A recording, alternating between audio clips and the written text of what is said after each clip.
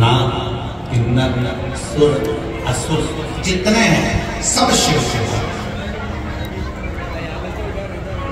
अप्सराएं भी भगवान शंकर का भजन करती हैं, गंधर्व भी भगवान शंकर का भजन करते हैं, देवता भी भगवान शंकर का भजन करते हैं, असुर भी भगवान शंकर का भजन करते हैं, नाग भी भगवान शंकर का भजन करते हैं, मनुष्य मानव सब भगवान शिव की आराधना करते हैं। इसलिए शिव महापुराण की कथा कहती है कि 100 काम छोड़ो, जब भूखे को कराओ, प्यासे को पानी पिलाओ,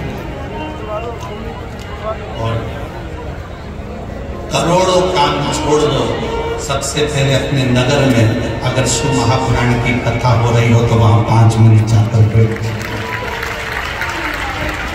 अपने क्षेत्र में, अपने नगर में, अपने मोहल्ले में, अपनी सोसाइटी में, अपने कॉलोनी में, कहीं 100 kilometre, 50 kilometre, 150 kilometre, 200 kilometre, 300, 400 kilometre के दायरे में भी अगर शिव महापुराण की कथा भगवान शंकर के आशीर्वाद से, उनकी कृपा से अगर आपको श्रवण करने को मिल जाए तो वहां 10 मिनट, 15 मिनट, 5 मिनट, 3 मिनट। किसी ने पूछा, गुरु जी 3 घंटे की कथा में आप कह रहे हो कि 5 मिनट, 2 मिनट, 1 मिनट जाकर बैठ जाओ, उतनी कृपा भोलेनाथ जी कर देते हैं। इतना सा हम कहते हैं शरीर में बड़े से बड़ा रोग होता है तो एक छोटी सी गोली खाने से पेट का दर्द ठीक हो जाता है, छोटी सी गोली खाने से सिर का दर्द ठीक हो जाता है, छोटी सी गोली खाने से घुटने का दर्द ठीक हो जाता है। तो 7 दिन की कथा में से अगर 1 मिनट की शंकर की उपासना करना, शिव भक्ति में डूबने वाला,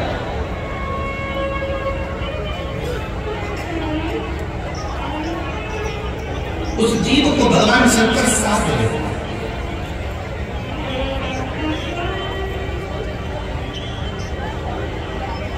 कई लोग कहते थे मुझे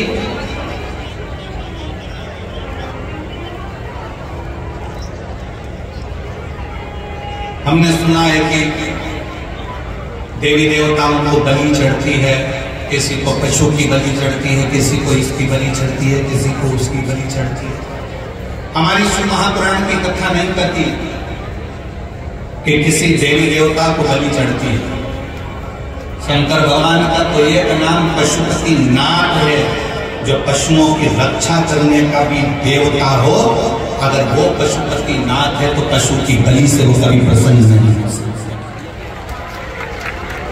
अगर वो पशुओं का नाथ है, वो पशुपति नाथ है, तो वो कभी किसी देव, हमारे भोले बाबा, हमारे शंकर, मेरे शिव, मेरे ओघड़दानी किसी को कष्ट देकर कभी खुश नहीं, किसी जीव को परेशान तक नहीं।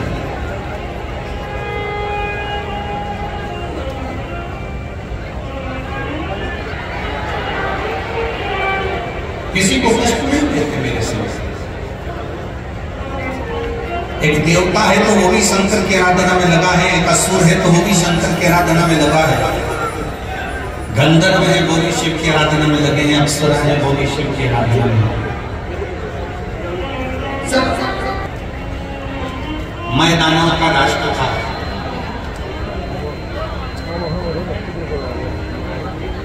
इसकी भूमि थी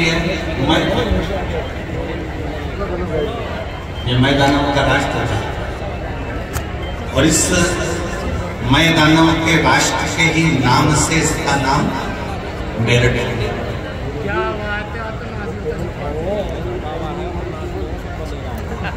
अब कोई कहे कि गुरुजी मेरठ, मैं दानव के राज्य का नाम, मैं राष्ट्र के नाम से मेरठ हुआ, तो ये तो कहीं ना कहीं मैं दानव की नगरी हुई। तो शिव महापुराण की कथा कहती है ये मैं दानव की केवल नगरी नहीं है, मैं दानव एक ऐसा दानव था जिसने सतयुग में भगवान शंकर की आराधना करी है, जिसने त्रेता में लंका अधिपति रावण को अपनी बेटी मंदोदरी जो शिव की आराधना में डूबी रहती थी, वो मंदोदरी हुई, तो देने वाला भी मैं दानव। द्वापर आया, अर्जुन को श्रेष्ठ भवन देने वाले भी यही मैं हूं। ये केवल असुर प्रवृत्ति से ही जुड़े हुए नहीं, भगवान शंकर की विरल भक्ति को धारण करने वाले मैदान। कितना विचित्र था मैं।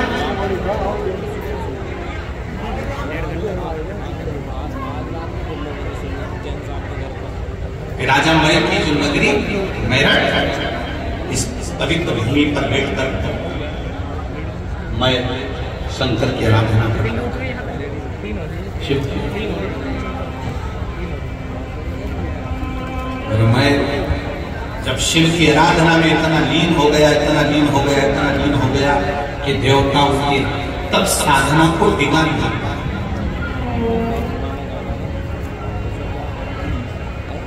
मैं की तब साधना डिगी नहीं, मैं की तब साधना निष्फल नहीं। और होता है, शिव महापुराण की कथा कहती है कि जब जब आप भगवान की भक्ति करने के लिए बैठोगे, भगवान का भजन करने के लिए बैठोगे, जब जब आप भगवान शंकर की आराधना करने के लिए बैठोगे, तो दुनिया के लोग आपके उस मार्ग से आपको विचलित करेंगे, आपको उस मार्ग से हटाएंगे।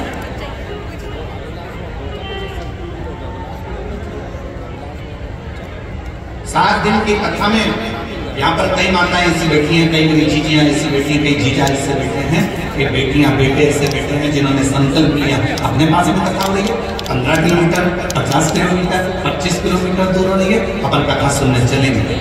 इतना दिल में तमन्ना लेकर बैठी, इतनी तमन्ना लेकर बैठी, इतनी आशा लेकर बैठी, इतना विश्वास लेकर बैठी, और मालूम पड़े कि वो कथा चालू होना थी 15 तारीख को और 14 तारीख को फूफा जी आ गए। और फूफा जी तो आए उनके साथ में और 10 आए। अब 10 आए तो उनसे कह नहीं सकती कि 15 तारीख से हमारे मेरठ में कथा हो रही है, हमको कथा में जाना है। और एक निवेदन है, आप एक काम जरूर कर सकते हो, फूफा भले आ जाए, फूफा को भी कथा में लाके बिठा दो, उनको भी कथा।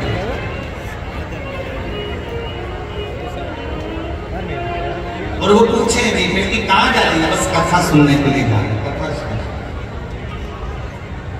श्रवण करना। कथा में क्या मिलेगा, क्या मिलता है कथा में? शिव महापुराण की कथा कहती है, कभी किसी को मत कहो कि कथा में क्या मिलेगा, पर इतना जरूर कर दो जैसे गाय का गोबर नीचे गिरता है तो उसको उठाओ तो वो मिट्टी लेकर धूल लेकर उठता है, उसी तरह जो शिव पुराण के पंडाल में बैठता है वो कुछ ना कुछ लेकर उठता जाए।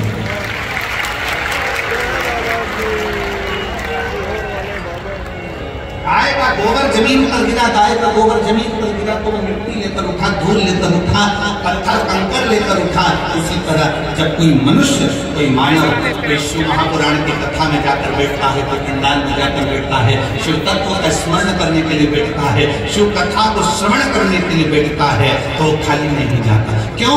क्योंकि दादाजी की गोद में पोता बैठता है ना, तो दादाजी का कोई पेन निकाल लेता है, कहीं मोबाइल निकाल लेता है, कहीं उसके जेब में से कोई सामान निकाल लेता है, और दादाजी भी खुश होकर उसको पेन दे देते हैं, उसको मोबाइल दे देते हैं, उसको सामान दे देते हैं। दादाजी की गोद में पोता बैठा तो कुछ ना कुछ लेकर उठा, और जब उठता है तो दादाजी उसको टॉफी दे देते हैं, 5 का नोट दे देते हैं, 10 रुपया दे देते हैं, खुला सिक्का दे देते हैं, टॉफी दे देते हैं। दादाजी की गोद में पोता बैठता है तो कुछ ना कुछ लेकर उठता है। उसी तरह शिव महापुराण की कथा में कोई बैठता है तो कुछ ना कुछ लेकर उठता है, वो खाली नहीं करता।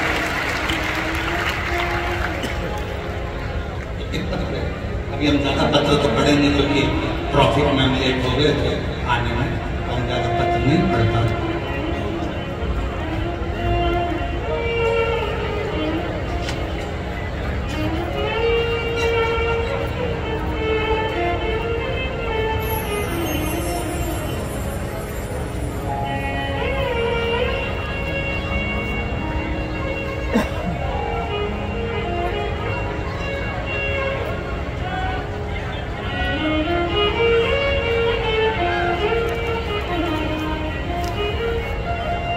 जिला शाहजहांपुर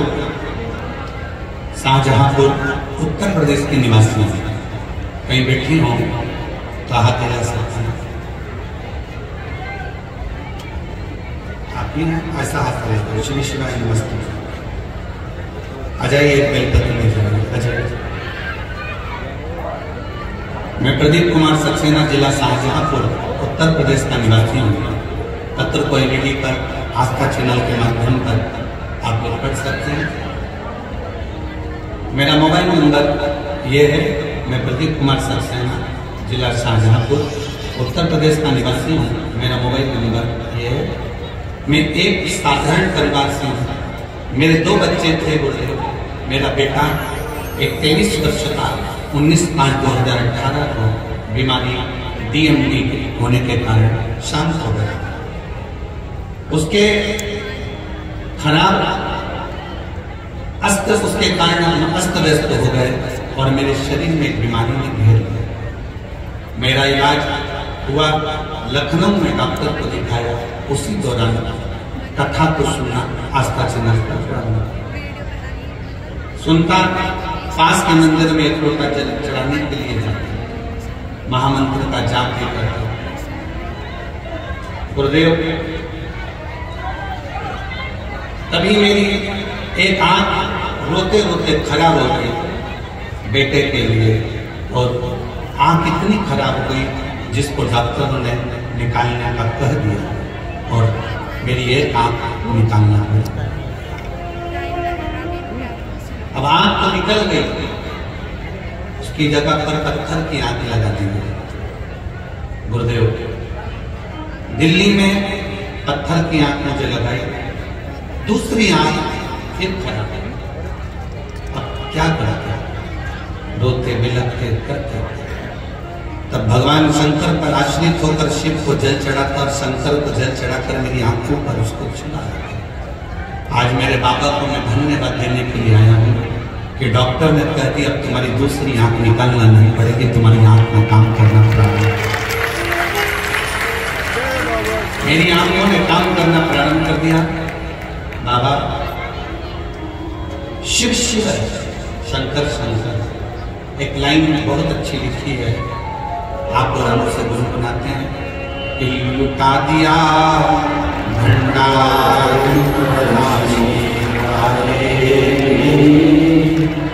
कर दिया माला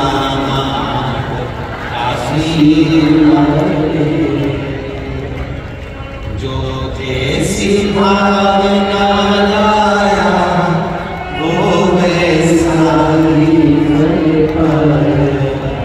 जो जैसी भावना लाया वो वैसा ही फल पाया।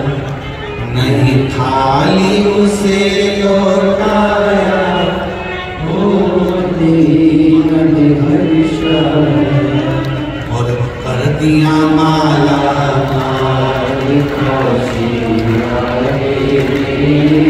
लुटा दिया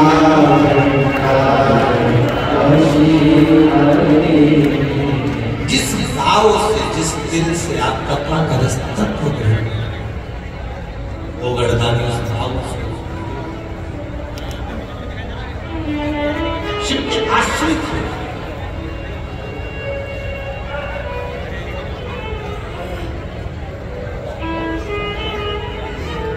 दो चीजों पर भरोसा पूर्ण रखना। दुनिया पर भरोसा करो ना करो, पर 2 चीजों पर भरोसा रखना। एक शंकर, दूसरी तुम्हारी मेहनत। जिसने शिव पर भरोसा करा वो भी नहीं डूबा, और जिसने अपनी मेहनत पर भरोसा करा वो भी नहीं डूबा। एक शंकर पर भरोसा करो, शिव पर, और एक भरोसा करो अपने आप पर कि आप कोई साधारण नहीं हो, आप कमजोर नहीं हो, आप हल्के फुल्के नहीं हो। भले सब्जी का ठेला लगाते हो, भले कबाड़े का काम करो, भले कपड़े की दुकान लगाओ, भले छोटी सी छोटी दुकान करो, पर अपने आप को हल्का महसूस करते रहे।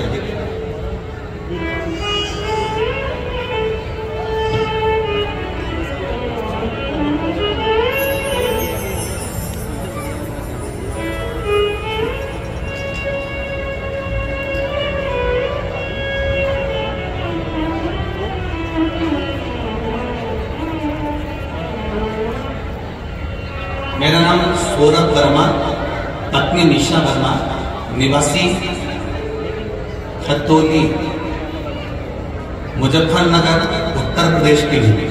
मेरा मोबाइल नंबर ये है। गुरुजी, इस षष्ठी का पालन करता मेरा भोला भंडारी पर चढ़ाया गया एक लोटा जल, एक बेलपत्र का मैं वर्णन क्या था। शंकर पर किया गया भरोसा कभी खाली नहीं जाता। गुरुजी, मेरा मकान एक गली में बहुत पीछे था तथा घर की बैठक में ही मेरी छोटी सी दुकान थी। गली में होने की वजह से काम भी नहीं चलता था। हम बहुत परेशान थे, लेकिन हमें अपने शंकर पर पूरा विश्वास था। मैंने घर में ही एक छोटी सी शिवलिंग मिट्टी के पात्र में स्थापित कर, हम दोनों पति पत्नी रोज शिवलिंग का श्रृंगार करते, जल एवं बेलपत्र चढ़ाते। कहीं पर बैठी हूँ, मेरा नाम सौरभ वर्मा है, पत्नी निशा वर्मा है। आप ही हैं? हाथ दिलाओ एक बार। हाँ ठीक है, आ जाइए बेलपत्र लेने के लिए। पति पत्नी रोज शिवलिंग पर श्रृंगार करते, जल एवं बेलपत्र चढ़ाते। गुरुजी, हम सीहोर गए, वहां से कोटेश्वर धाम जी का हमने बनकर शंकर का पूजन करा, प्रार्थना करी, भोले भंडारी सबकी झोली भरते हैं। बाबा की पवित्र भूमि को नमन कर बाबा से विनती करता रहा, गुरुजी आपके द्वारा हमारे नजदीक में हापुड़ में कथा हुआ। वहां हम पति पत्नी बच्चों के साथ पंडाल में बैठ गए और पंडाल में बैठकर हमने बाबा से प्रार्थना करा कि बाबा हमारी दुकान बाजार में हो जाए, जिससे कम हमको कुछ खाने को अच्छा मिलने लगे और कुछ अच्छे से अपनी जिंदगी जी सके। आज मैं बाबा को प्रणाम करने के लिए आई हूँ। बाबा है। पंडाल में बैठकर कथा श्रवण करने का फल क्या होता है गुरुजी? आज मैं छाती ठोक कर कह सकती हूँ, मेरे बाबा ने मुझे बीच बाजार में दुकान तो दुकान मकान भी दिला दिया और मुझे बीच बाजार में हापुड़ की कथा सुनी और बाबा से विनय करा। हापुड़ की कथा को ज्यादा समय नहीं हुआ गुरुदेव, पर मेरा कुबेर भंडारी ने मेरा भंडार भर दिया। आज मैं बाबा को यहाँ प्रणाम करने के लिए आया। शिव क्या देगा, कैसे देगा, कब देगा, इसका अंदाजा किसी को नहीं। आप किस भाव से बैठे हो? जो जैसी भावना, जिसको आता है वो साथ में बोलो। जो जैसी भावना वो वैसा नहीं, खाली से लौटाया वो मन नहीं और कर दिया माला लुटा दिया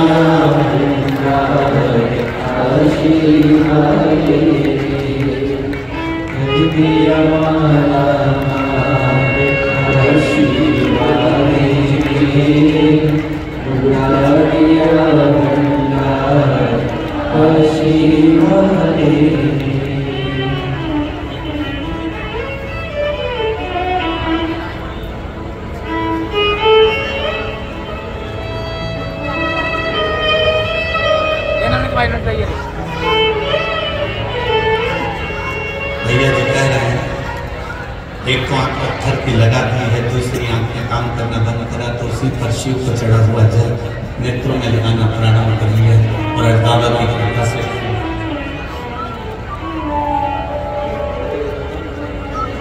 जिस भाव से, जिस दिल से, जिस हृदय से देवता भी भजे शंकर को।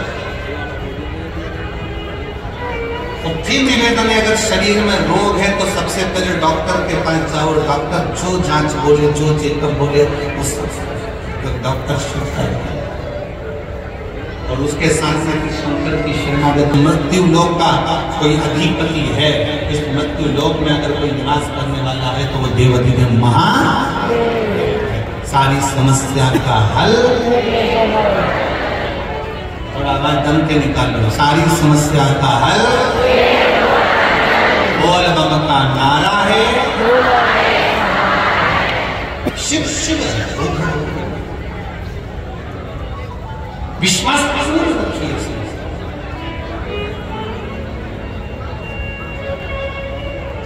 मैदाना ये वही नगरी है मैदानों की, मेरठ की वो नगरी जहां बैठकर भगवान शंकर की आराधना मैदान शिव की आराधना।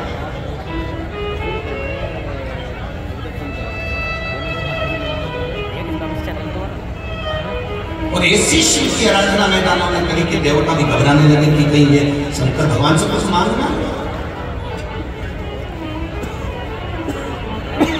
भगवान विष्णु की आराधना करें ना तो देवताओं को टेंशन नहीं है। ब्रह्मा जी की अगर कोई आराधना करे तो देवताओं को टेंशन नहीं है। माता लक्ष्मी की कोई आराधना करे, माँ सरस्वती की कोई आराधना करे, 33 कोटि देवी देवताओं की कोई आराधना करे तो देवताओं को टेंशन नहीं होता। पर अगर कोई शंकर की आराधना करता है तो देवताओं को सबसे बड़ा टेंशन होता है, क्योंकि शिव भोले हैं, तुरंत उनको कोई याद करता है और शंकर भगवान कुबेर का भंडार कर देते हैं। सबसे ज्यादा चिंता, सबसे ज्यादा टेंशन शंकर भगवान की पूजन का। सारे देवताओं को देखा हमेशा हर पल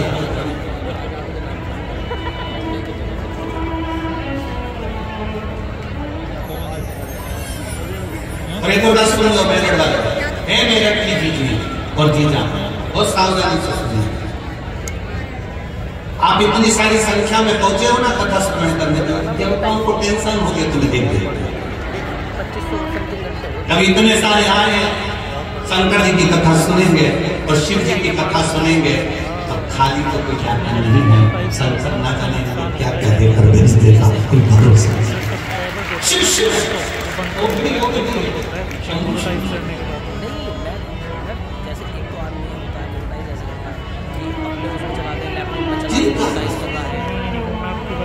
सारे देवताओं को चिंता लगे कि भगवान शंकर की आराधना कर रहे हैं, भगवान शिव की भक्ति कर रहे हैं, भगवान शंकर का स्मरण कर रहे हैं, शिव स्तुति में डूबे हुए शंकर की हो जाता है, टेंशन होता है। कई लोगों को बड़ी टेंशन रहती, चिंता रहती है। अभी अभी ये शिव महापुराण की कथा चल रही है ना, तो कई लोगों को इसका भी टेंशन हो गया, क्या पता क्यों हो रही है, कौन करा रहा है, काय के लिए करा रहा है।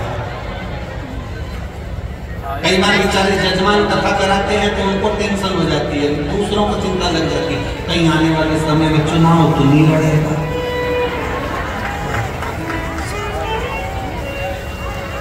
अरे भाई लड़ना ही होगा तो क्या कथा ही करवाएगा। बड़ा टेंशन लोगों के मन में आता, बहुत भारी चिंता हो जाती है, क्यों कर रहे हैं, शंकर जी के मंदिर क्यों जा रहे हैं। अभी मेरी जीजियां, आप लोग शिव जी के मंदिर रोज लोटा भर के जल चढ़ाने जाओ, रोज प्रतिदिन। कितना भी तुम्हारी जिंदगी में दुख होना, तो मुस्कुरा के शंकर जी के मंदिर में रोज जाओ एक लोटा जल चढ़ाने के लिए। पड़ोसी टेंशन में जा रहे हैं, चिंता। मैंने तो सुना है क्या कर्जा है, मैंने तो सुना है घाटे में चल रही है, मैंने तो सुना इसके दुकान में नुकसान होता है, उसके बाद भी ये प्रसन्न होकर शंकर के मंदिर जाती है, जल चढ़ाती है। उसको कौन बताए कि सियोर वाला महाराज कहे, शिव महापुराण की कथा करती है कि शंकर के मंदिर में जब भी जाना, अपने बाप से मिलने के लिए बेटी जब भी जाए हमेशा मुस्कुरा कर जाना, तो बाप भी मुस्कुरा कर दे।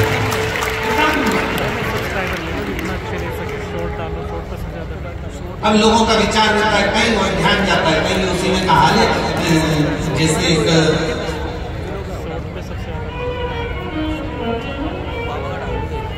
पति की पत्नी मर गई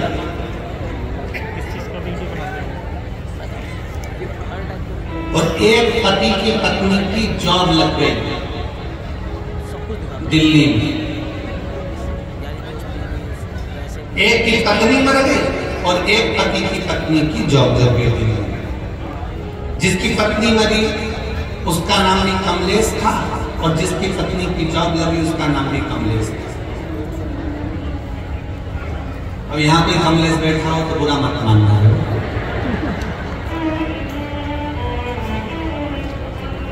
अब पत्नी की जॉब लग गई, पत्नी दिल्ली पहुंच गई। दिल्ली पहुंच के उसने अपने पति को मोबाइल पर मैसेज करा, मैं आराम से पहुंच गई हूँ, 8 दिन में तुमको भी यहाँ बुला लूंगा। वो मैसेज भेजा था अपने कमलेश को और पहुंच गया जो अपनी पत्नी का अंतिम संस्कार करके आया था।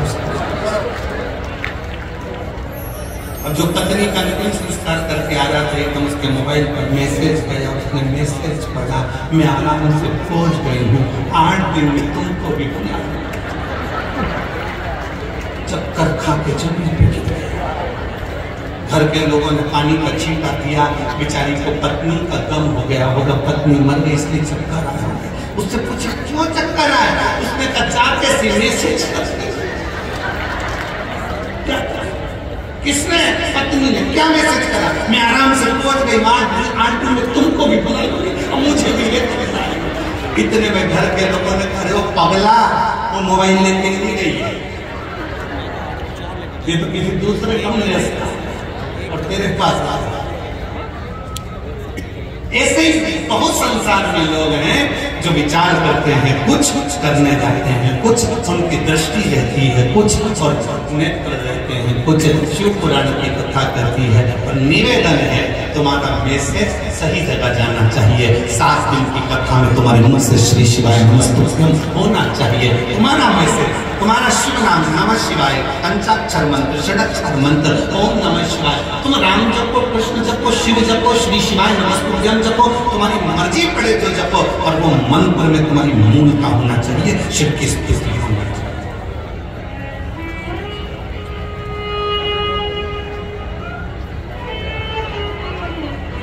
उसमें दिखावा नहीं होना चाहिए।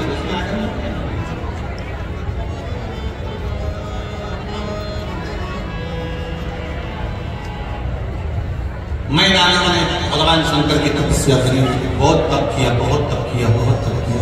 ऐसा तप मैदानों करा, ऐसा तप करा मैदानों ने कि देवताओं ने ढूंढा है कि शंकर की स्तुति कर रहा है, शंकर जी की आराधना कर रहा है और शिव की आराधना कर रहा है, मतलब कुछ ना कुछ मांग लेगा। रावण ने शंकर की आराधना करी थी, सोने की लंका मिल गई थी। रावण ने शंकर की आराधना करी थी, वर प्राप्त हो गया था। भस्मासुर ने शिव जी की आराधना करी, उसको वर प्राप्त हो गया था। जो मांगता है, शंकर भगवान तो इतने भोले हैं, इतने भोले हैं कि जैसे छोटा सा बच्चा बच्चे से कह दो पापा, तुरंत बेटा टॉफी देना, बच्चा टॉफी दे देता। बेटा मम्मी को देना, तो मम्मी को दे देता। भोला बच्चा जैसा होता है वैसा ही मेरा भोलेनाथ है, मेरा शंकर, मेरा ओढ़नी है, वो तुरंत दे देता है। किसी से कुछ लेता ही नहीं, देता ही दे।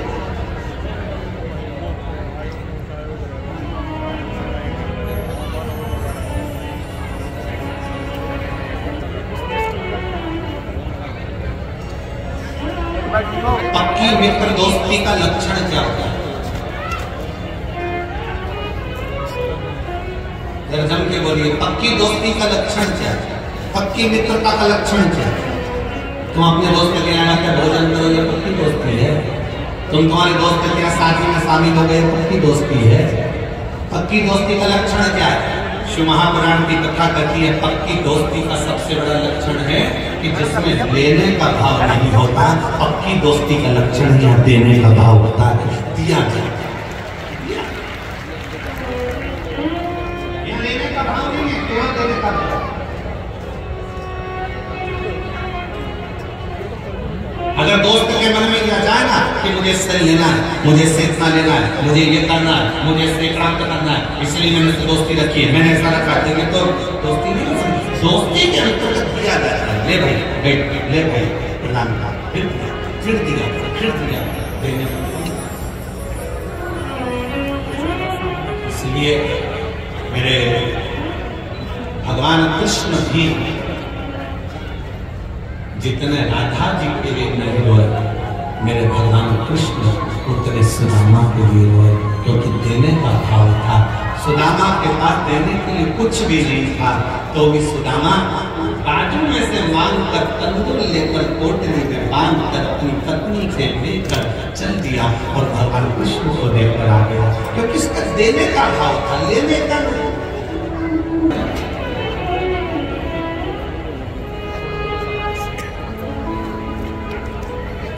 जितनी राधा रोई रोई कान्हा के लिए, जितनी राधा रोई रोई कान्हा के लिए, कन्हैया उतना रोया सुदामा के लिए। उठना रोया सुदामा के लिए। जितनी राधा रोई रोई कान्हा के लिए, जितनी राधा रोई रोई कान्हा के लिए, कन्हैया उतना रोया रोया सुदामा के लिए। कन्हैया उतना रोया रोया सुदामा के लिए। सच्ची मित्रता में देने का भाव। देवता चिंता में आ जाते हैं तो शंकर की आराधना करे, शिव को एक लोटा जल चढ़ाए, शंकर की आराधना करे, शिव स्तुति करे, तो देवताओं को चिंता लग जाती है, ना जाने क्या मांगो, ना जाने क्या प्राप्त कर ले, पता नहीं क्या ले लेता है, चिंता बढ़ी। मैदानों में तप करा तो देवताओं को चिंता बढ़ी तो उन्होंने तप को तोड़ना चाहा, तब टूटा नहीं, विजय प्राप्त कर ली। विजय प्राप्त करा तो गया देवताओं के लोक में, भ्रमण करने के लिए गया था देवलोक में, और मैदानों में भ्रमण करते करते देखा कि एक सुंदर सी अप्सरा जिसका नाम हेमा है, जिसका नाम हेमा है, बड़ी सुंदर सी अप्सरा है देवलोक की, इतनी सुंदर अप्सरा है, जितनी देवलोक में अप्सरा है वो भगवान का भजन करे ना करे पर देवताओं का मनोरंजन करती, उनको प्रसन्न करने का प्रयास करती, पर हेमा नाम की अप्सरा एक ऐसी अप्सरा थी जो भगवान शंकर की भक्ति में डूबी रहती। हेमा शिव की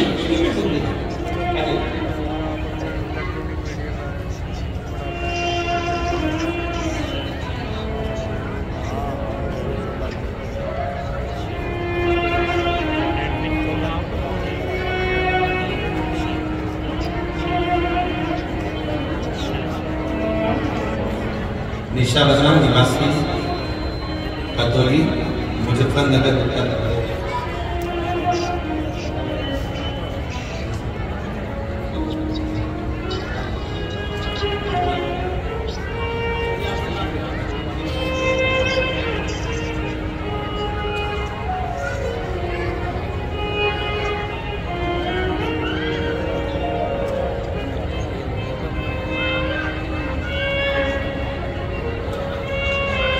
एक बार जोरदार ताली बजाएं। शिव तत्व की प्राप्ति भगवान शिव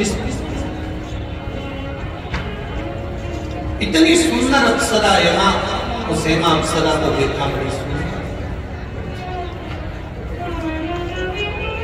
देवलोक की जितनी अप्सरा है वो देवताओं को रिझाने का कार्य करे, देवताओं को मनाने का कार्य करे, पर हेमा अप्सरा भगवान शंकर की भक्ति में, हेमा अप्सरा भगवान शिव की भक्ति में।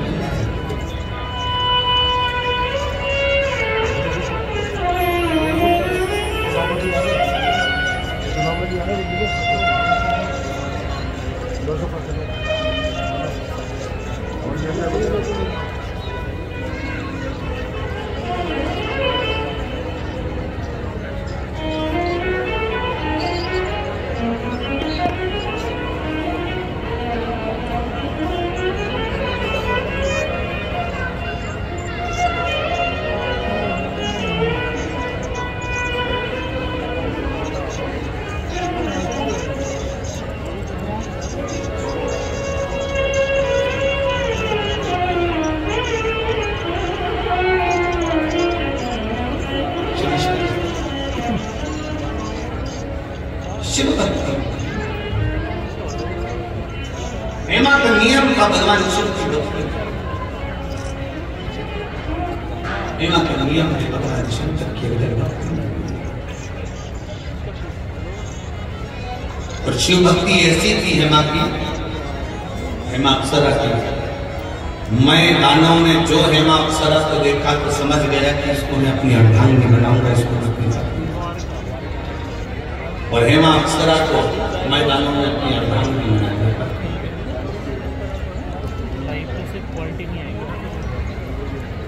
संतान का सुख नहीं था, समय आने पर मैदानों में अपनी पत्नी के साथ बैठकर तप साधना करेगा। ऐसी तप साधना में डूबा, मैं जानू ऐसी तप साधना में डूबा अपनी पत्नी के साथ, क्योंकि मैं भी शंकर की आराधना करता था, रेमा भी शिव की आराधना करती। शंकर जी के मंदिर में जाकर अगर आप एक लोटा जल चढ़ा रहे हो, शिव के मंदिर जा रहे हो, शिव महापुराण की कथा कहती है कि तुम्हारा घर स्वर्ग है कि नर्क है, इसका अंदाजा खुद लगा सकते हो। आपके घर में अगर अतिथि आ रहे हैं, आपके घर में से रोज एक रोटी गौ माता की निकल रही है, आपके घर में छोटे छोटे बच्चे की किलकारियां हैं, आपके घर में बुजुर्गों के मुख से आशीर्वाद निकल रहा है, और आपके घर से एक लोटा जल रोज शंकर के शिवालय तक जा रहा है। आपके घर में अगर भगवान शंकर की रोज पूजन की आवाज आती हो, घंटी का नाद होता हो, रोज दीप जलता हो, तो समझ लेना कि तुम्हारा घर किसी स्वर्ग से कम नहीं है, तुम्हारा घर स्वर्ग।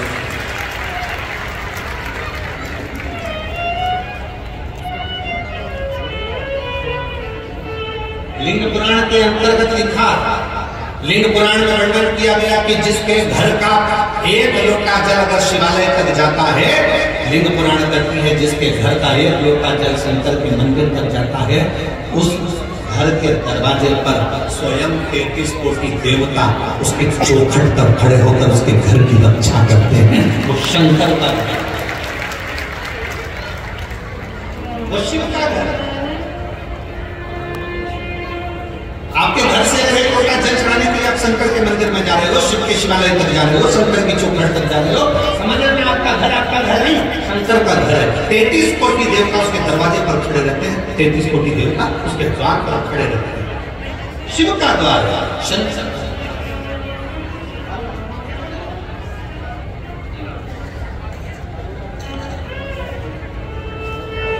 प्रतिदिन जाइए शिवालय, प्रतिदिन जाइए शंकर की चौखट तक, प्रतिदिन जाइए शंकर की मंदिर।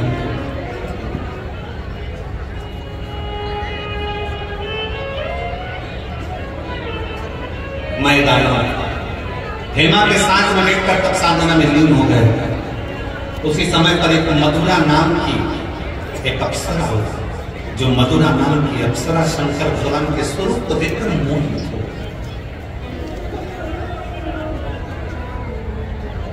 शिव का बड़ा सुंदर स्वरूप था उस मधुरा, और बड़ी सुंदर भी मधुरा, इतनी सुंदर भगवान शंकर की ओर मोहित हो गई। शंकर भगवान की पूजन में लग गई। शिव जी को जल चढ़ाना, शंकर जी के ऊपर बेलपत्र चढ़ाना, शंकर जी की आराधना करना, शिव की स्तुति करना। अब कोई कहे गुरु जी शंकर भगवान की आराधना तो अप्सरा कर रही है, शंकर भगवान की आराधना तो देवता कर रहा है, शंकर भगवान की आराधना तो मनुष्य कर रहा है, शंकर भगवान की आराधना तो पशु कर रहा है। शंकर की कथा और शंकर की पुराण और शंकर की पूजन रावण भी करता है, तो शंकर की पूजन भगवान श्री राम जी करते हैं। ये शिव की आराधना है।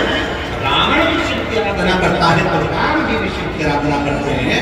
कंस भी अगर शंकर की आराधना करते हैं, तो भगवान कृष्ण भी शिव की आराधना करते हैं।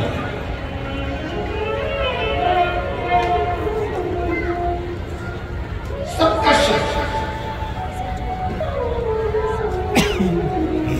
किसी एक का शिव नहीं, सबका शंकर है, सबका शंकर, सबका।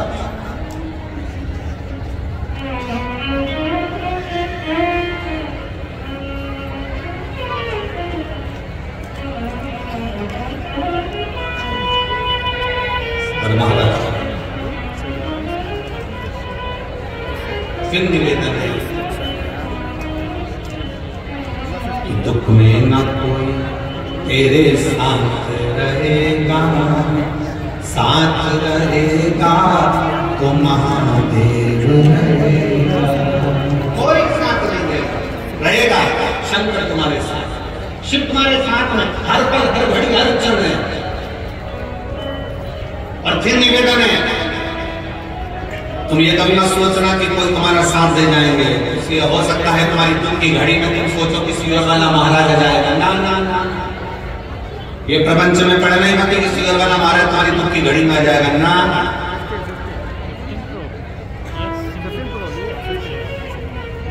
किसी और वाले महाराज की भी दुख की घड़ी में महादेव आता है। तुम्हारे दुख की घड़ी में भी वही महादेव आएगा। कोई दुख नहीं। इस लक्षण में से, इस सोच में, इस विचार में मत रहना कि कोई तुम्हारा दुख काटने के लिए जाएगा। अपना दुख अपने को स्वयं काटना, अपनी तकलीफ को स्वयं।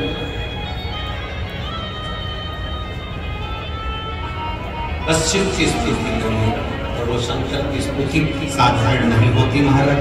कबौ चूके ना, कबौ चूके ना, कबौ चूके ना, कबौ चूके ना, कबौ चूके ना, कबौ चूके